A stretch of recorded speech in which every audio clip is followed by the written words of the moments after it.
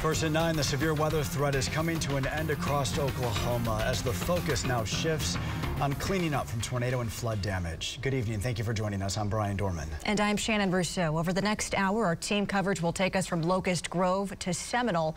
But first, we want to start tonight in Bixby, where News on 6's Grant Stevens says some people have been forced out of their homes by that flooding. Grant? Brian, Shannon, it has been a long day here for those families in Bixby, starting off their mornings in flooded homes and ending their day here at the New Beginnings Baptist Church.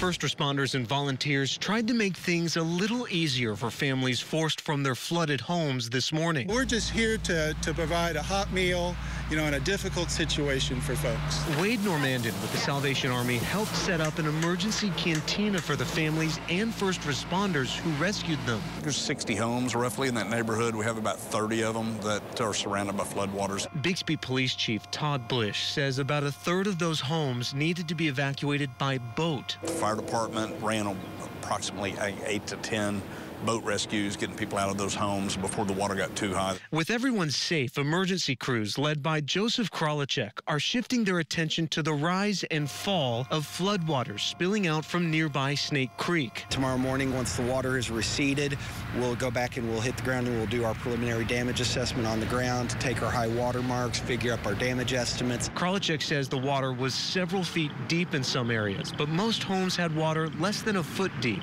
While this is a tragedy, we're grateful that the water levels stayed as low as they did. He believes the water will dissipate by this weekend and spare the homes from irreparable damage.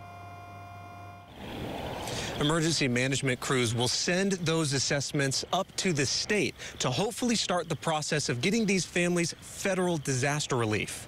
Live in Bixby, Grant Stevens, Oklahoma's own News on 6.